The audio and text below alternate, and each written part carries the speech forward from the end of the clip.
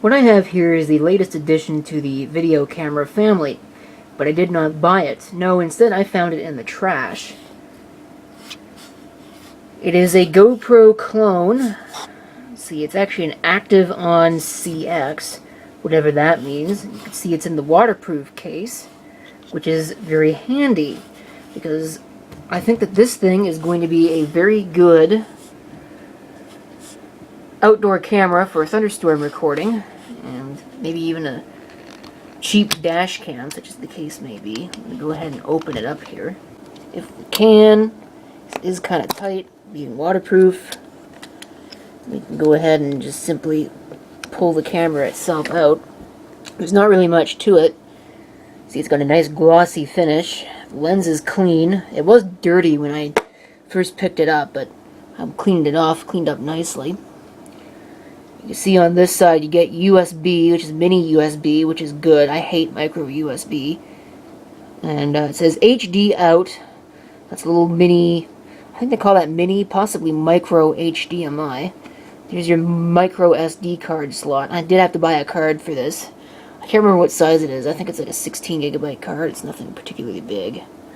Something that the GoPro, hello, doesn't give you, at least not so far as I know, is this nice display on the back. So you don't have to use some stupid app in order to figure out what it sees. There is what is presumably a speaker or even a microphone right there. Although I think the microphone is actually on the top. Right there, there's lights, and then mode switch, and a power switch, as well as a record combined into one. I think GoPros give you a Wi-Fi switch as well, but this one doesn't in the software. There's a tripod mount on the bottom. It's an actual metal tripod mount too, which is kind of surprising. And of course, being a GoPro clone, it needs to use a proprietary battery, which is right there. Let's see if this thing actually still has a charge. Yes, it does. See, active on, and that's what it sees. So, actually it looks pretty good. Right now it's in 720p 60 frame a second mode. There's picture mode. 5 megapixel is the default. The only thing about these GoPro style cameras that I'm not the biggest fan of is the wide angle lens. It's very, very, very wide angle, so you get a very pronounced fisheye effect. But honestly, for something like this, it's an action camera. That's the kind of thing that you need to get used to. I forget what mode that is. I think that's continuous shot.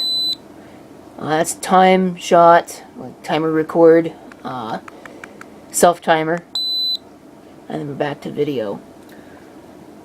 So if we go ahead and push and hold it, you get the menu, playback, Wi-Fi settings, because this does actually have Wi-Fi, video settings, photo, zoom, effect, general, and exit.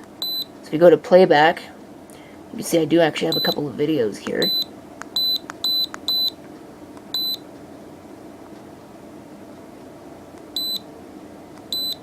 So those are all the videos that you will see after this. We'll exit playback mode, go back to the menu here. Wi-Fi settings. Not really worth looking at. Video settings. Recording mode. Manual auto stop. Time lapse. Loop. Resolution. You get a couple different resolutions. 720p 30 frames a second. 480p at 60 frames a second. 1080p 30. And this 960p option, which I think is 1280 by 960. It's some really weird resolution. Digital image stabilization. I'll turn that on, just for the sake of turning it on. Probably doesn't really ultimately matter. Shooting mode. That's burst mode. That's what that was, as well as time lapse. You could choose 5, 4, or 3 megapixel. Zoom. That will let you zoom in or out. You get a couple of different field of view options. You get wide angle, medium, narrow, and super wide. I choose the wide angle. A couple of different quality options there. You could choose whether it's shooting upside down or not. So if you've got it like attached to your windshield in your car and it's facing like this, which it probably will be, you can change the orientation, but I got it set to off for now. Auto exposure, average, exposure adjust, filters, you can add filters. There's a couple of different filters there. You could turn on a timestamp, which I actually did turn on. And again, you get a bunch of different effects. White balance, ISO, and that's it for that. You get microphone, speaker volume, you get the beep, control the beeps, LED indicator, TV output, format memory card, date and time settings, auto LCD off, brightness, version info, Wi-Fi setup. One thing I think I wanted to do was the time setting, because I think, and I would be correct, it has not adjusted itself for DST yet.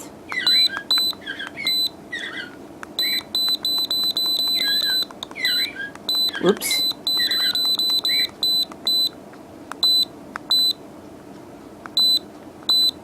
Whoops. Alright. You can turn the LCD will turn itself off. And you can disable it. I'm going to leave it on 1 minute just because there's no reason for the display to be on all the time. Just saps the battery. And that's pretty much it. So, on that note, I leave you with the sample footage that was recorded with the Activeon CX. The other thing about this, and pretty much all GoPros, is that they get really hot. I have noticed. I don't know why that is.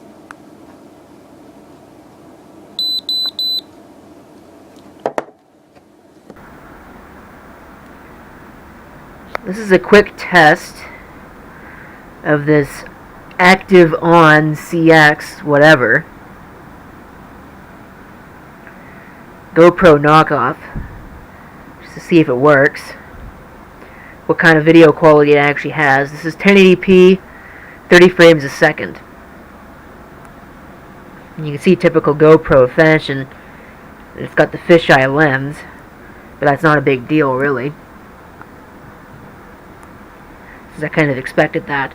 This is also super wide angle, as far as I know. Now this is medium field of view. Again, 1080p, 30 frames a second. See what it looks like on the final video.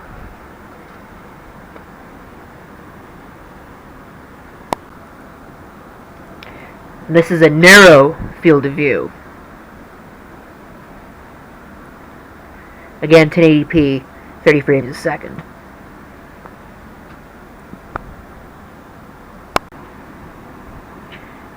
This is 720p at 30 frames a second, wide angle, which is probably the mode I will end up using if this thing works out.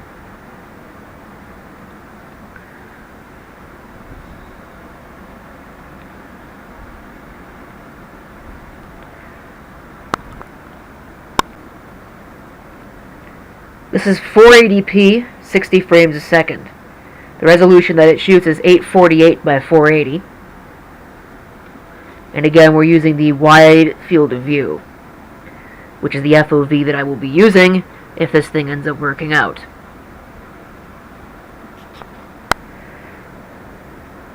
This is the oddball 1280 by 960, 30 frame per second video recording mode. I think this is 4:3, about 1280 pixels, as opposed to 480p, which is, would give you 640 pixels, or actually 848 if you're doing it in widescreen, 640 in a 4:3 aspect ratio. Alright, here it is in the protective waterproof thing. So if you can even hear me at all, I'm sure it sounds like crap. That's usually how this goes with these.